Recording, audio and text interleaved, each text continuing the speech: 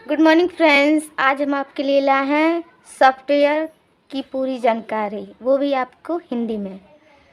हमने पिछली वीडियो में हार्डवेयर के बारे में जाना कि हार्डवेयर क्या है, उसकी परिभाषा क्या होती है, वह कितने प्रकार के होते हैं। और आज हम इस वीडियो में सॉफ्टवेयर के बारे में जानेंगे। सॉफ्टवेयर की प्रोग्रामिंग भाषा में लिखे गए निर्देशों अर्थात प्रोग्रामों की श्रृंखला, वह जो कंप्यूटर सिस्टम के कार्यों को नियंत्रित करता तथा विभिन्न कंप्यूटरों के विभिन्न हार्डवेयरों के बीच समन्वय स्थापित करता है ताकि किसी विशेष कार्यों को पूरा किया जा सके। यानी एक समन्वय बनाता है ताकि कोई इम्पोर्टेंट यानी कोई विशेष कार्य है तो उसे क्या कर सके, वो पूरा कर सके। इसका प्राथमिक यानी इसका पहला उद्देश्य डेटा को सूचना में परिवर्तित करना है। यानी इसका सबसे पहला उद्देश्य होता है कि किसी भी डेटा को सूचना में बदलना है, परिवर्तित करना है। सॉफ्टवेयर के निर्देशों के आधार पर ही कार्य करता है, इसलिए इसे प्रोग्रामों का समूह भी कहते हैं। यानी ये जो है सॉफ्टवेयर जो है निर्देशों के यानी जो हम निर्देश देते हैं, जो हम कुछ कहते हैं, उसी के आधार पे वो काम करता है, इसलिए उसे प्रोग्रामों का समूह भी कहा जाता है। समूह यानी इकट्ठा, समूह भी कहा जाता है।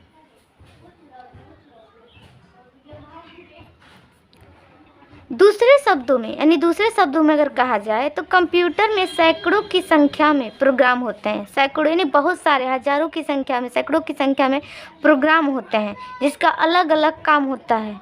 किसी का कुछ होता है तो किसी का कुछ होता है, जो अलग अलग कार्यों के लिए लिखे या बनाए जाते हैं। यानी उसके प्रोग्राम जो है कई तरह के बनाए जाते हैं। जैसे प्रोग्रामों में कई प्रोग्राम होते हैं और उसके हर प्रोग्राम का अलग अलग काम होता है, कार्य होता है। इन सभी प्रोग्रामों के समूह को सम्मिलित रूप से सॉफ्टवेयर कहा जाता है। यानी इन सभी प्रोग्रामों को इकट्ठा करके उस प्रोग्राम को सम्मिलित समूह यानी सॉफ्टवेयर कहा जाता है। अगर आपको हमारा वीडियो अच्छा लगे तो हमारे चैनल को लाइक और सब्सक्राइब कर दीजिएगा। चलिए ज़्यादा देर न करते हुए चलते हैं हम अगले वीडियो में। अगर आपके मन में कोई भी क्वेश्चन कंप्यूटर से संबंधित है, जिसकी जानकारी आप जानना चाहते हैं, तो आप कमेंट में उस क्वेश्चन को लिख सकते हैं। उस क्वेश्चन के मुताबिक हम आपको अगले वीडियो में उस क्वेश्चन से मुताबिक हम आपको आंसर दे देंगे। अब हम पढ़ेंगे, हमने पढ़ा सॉफ्टवेयर क्या है, अब हम पढ़ेंगे सॉफ्टवेयर के प्रकार, यानी इंग्लिश में कहें तो type of software. And software के कितने प्रकार होते हैं।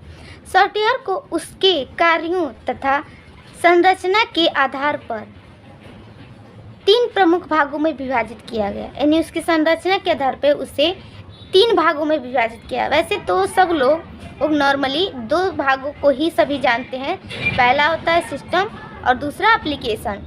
लेकिन एक तीसरा सिस्टम भी होता है जिसको आमतौर पे बहुत कम छोटे बच्चों में बताया जाता है। पहला है सिस्टम सॉफ्टवेयर, दूसरा होता है एप्लीकेशन और तीसरा होता है सिस्टम यूटिलिटी। अब हम सिस्टम सॉफ्टवेयर के बारे में जानेंगे। सिस्टम सॉफ्टवेयर जो प्रोग्राम कंप्यूटर को चलाने, उसको नियंत्रित करने, उसके विभिन्न भागों की देखभाल करने तथा उसकी सभी क्षमताओं का अच्छे से उपयोग करने के लिए लिखे जाते हैं, इसलिए उन्हें सिस्टम सॉफ्टवेयर भी कहा जाता है।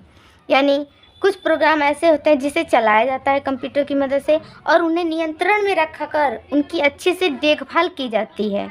जैसे एग्जाम्पल में आप ले सकते हैं, एक छोटे से बच्चे को जब जन्म लेता है तो उसे हर किसी को नहीं पकड़ाया जाता है, क्योंकि उनकी नाजुक जो कलाइयाँ होती हैं, शरीर का हिस्सा जो होता है बहुत नाजुक होता है। उसी तरह सॉफ्टवेयर जो है एक छोटे बच्चे के समान एक नाजुक होता है, वो कड़ा होता है। लेकिन स्टार्टिंग में जब हम कंप्यूटर चलाने बैठते हैं, अगर हम उसके बारे में कुछ नहीं जानते तो हमारे लिए एक छोटे बच्चे के समान एक नाजुक हो जाता है, क्योंकि अगर थोड़ी सी भी हमसे गलती हुई तो वो सिस्टम पूरा क्या हो जाए, फॉर्मेट या डिलीट या बिगड़ जाएगा। कंप्यूटर से हमारा संपर्क या संवादक सिस्टम सॉफ्टवेयर के नियंत्रण,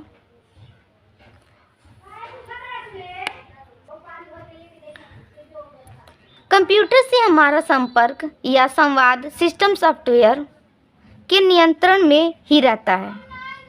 किसी वजह से हम सीधे कंप्यूटर से अपना संपर्क नहीं बना सकते। यानी अगर हम चाहें तो सीधे अपना संपर्क जो है कंप्यूटर से नहीं बना सकते हैं। इसके कई वजह होते हैं। सिस्टम सॉफ्टवेयर में वे प्रोग्राम शामिल होते हैं जो कंप्यूटर सिस्टम को नियंत्रित करते हैं और उसके विभिन्न भागों के बीच उचित तालमेल बनाकर कार्य करते हैं। यानी हम किसी से भी संपर्क करते हैं, चाहे वो कंप्यूटर है या मनुष्य हो या कुछ भी हो, तो उससे हमें तालमेल यानी उसका रिश्ता जो है हमारा प्रेम से बना होना चाहिए, तालमेल बैठना चाहिए। ये नहीं कि अब तालमेल नहीं बैठाया तो हमारा वो काम हो जाएगा। सिस्टम सॉफ्टवेयर में भी तालमेल बनाकर रखना पड़ता है। इसके भी कुछ अंग हैं, यानी सिस्टम सॉफ्टवेयर के भी कुछ पार्ट होते हैं, कुछ हिस्से होते हैं। पहला होता है ऑपरेटिंग सिस्टम। ऑपरेटिंग सिस्टम इसमें वे प्रोग्राम शामिल होते हैं जो कंप्यूटर के विभिन्न कार्यों को नियंत्रित करते हैं। यानी सिस्टम के वे प्रोग्राम होते हैं जो कंप्यूटर के विभिन्न कार्यों को शामिल करते हैं, प्रोग्रामों को शामिल करते हैं। इसका प्रमुख कार्य उपयोगकर्ता तथा हार्डवेयर के मध्य समन्वय स्थापित करना है। यानी उसके समन्वय यानी उनके बीच का जो संबंध है वो सही करना है।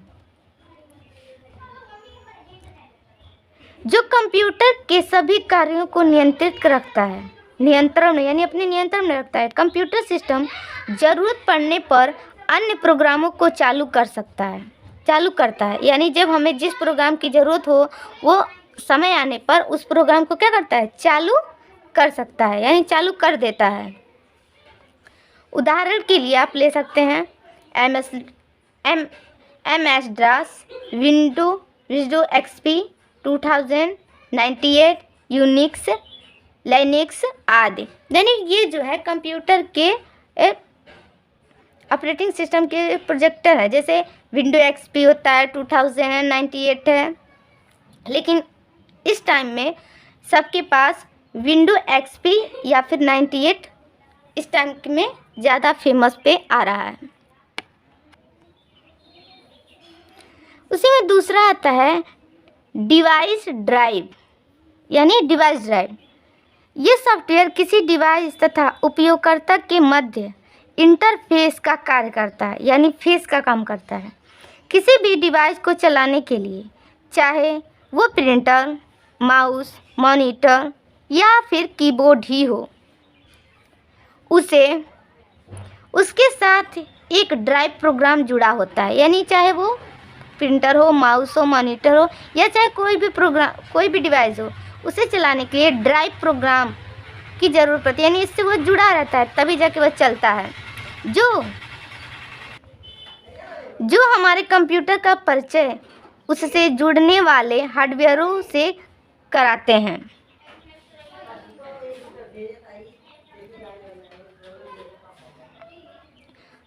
उसे जुड़ने वाले हार्डवेयरों से कराते हैं। दूसरा, इसी में तीसरा आता है भाषा अनुवादक, यानी लैंग्वेज ट्रांसलेशन, यानी ट्रांसलेट करना। ये प्रोग्राम जो विभिन्न प्रोग्रामिंग भाषाओं में लिखे गए प्रोग्रामों को अनुवाद कंप्यूटर की मशीन भाषा में करते हैं। यानी जो भी हम बोलते हैं वो कंप्यूटर वाइज वो भाषा में प्रयोग करते हैं, बदलते हैं, क्योंकि कंप्यूटर केवल अपनी भाषा में करते हैं। मशीनी भाषा में ही लिखे हुए प्रोग्रामों का ही पालन करता है। यानी कंप्यूटर जो है सिर्फ केवल अपनी ही भाषा में लिखे हुए प्रोग्रामों का पालन करता है। भाषा अनुवादक के मुख्यतः तीन श्रेणियों में बांटा गया है। इसकी भी जो है 3 श्रेणियां होती हैं, जो 3 श्रेणियों में बांटा गया है। जैसे अब भाषा अनुवादक यानी लैंग्वेज ट्रांसलेटर जैसे ले लीजिए, जैसे आज के समय में कोई भी वीडियो बनाता है तो उसका लगभग 98% चाहे 90 ले लीजिए, 90% यानी 90% वो उनकी आवाज़ नहीं होती है। वो अपनी आवाज़ क्या करते हैं, बदल देते हैं, चेंज कर देते हैं। उसी तरह से इसकी 3 श्रेणियां भी दी गई हैं। पहला होता है असेंबलर, दूसरा होता है कंपाइलर। असेंबली एक जो प्रोग्राम होता है एक जो प्रोग्राम होता है जो असेंबली भाषा में लिखे गए किसी प्रोग्राम को पढ़ता है और इसका अनुवाद मशीनी भाषा में कर देता है। जैसे हम अगर गूगल में कुछ बोलते हैं तो वो हमें ट्रांसलेट कर देता है। जैसे हमें हिंदी में चाहिए तो हिंदी में, इंग्लिश में चाहिए तो इंग्लिश में, वो ट्रांसलेट करके हमारे पास वापस जिस भी लैंग्वेज में हमें चाहिए वो हमें देता है। असेंबली भाषा के प्रोग्राम को सोर्स प्रोग्राम कहा जाता है। असेंबली भाषा के जो प्रोग्राम होते हैं उसे सोर्स यानी सोर्स प्रोग्राम कहा जाता है। इसकी मशीनी भाषा में अनुवादक करने के बाद जो प्रोग्राम प्राप्त होता है उसे ऑब्जेक्टर प्रोग्राम कहा जाता है। यानी जो भी हम हिंदी में बात करते हैं अगर वो इंग्लिश में ट्रांसलेट करके हमें देता है तो जो वो ट्रांसलेट करने का प्रोसीजर होता है उस प्रोसीजर को ऑब्जेक्टर प्रोग्राम कहा जाता है। दूसरा आता है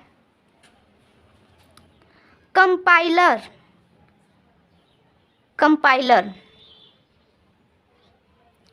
कंपाइलर सोर्स प्रोग्रामों के प्रत्येक कथन या निर्देशों का अनुवाद करके उसे मशीनी भाषा के निर्देशों में बदल देता है। प्रत्येक उच्च स्तरीय भाषा के लिए अलग अलग कंपाइलर की आवश्यकता पड़ती है। यानी उच्च स्तरीय, जैसे जब हम ट्रांसलेट करते हैं तो कई बार ऐसे कुछ भाषाएं होती हैं जो हम चाहते हैं लाना पर ला नहीं सकते हैं, और उसे अगर ला दिए तो उसे और बेहतर बनाने के लिए कंपाइलर सोर्स की आवश्यकता पड़ती है।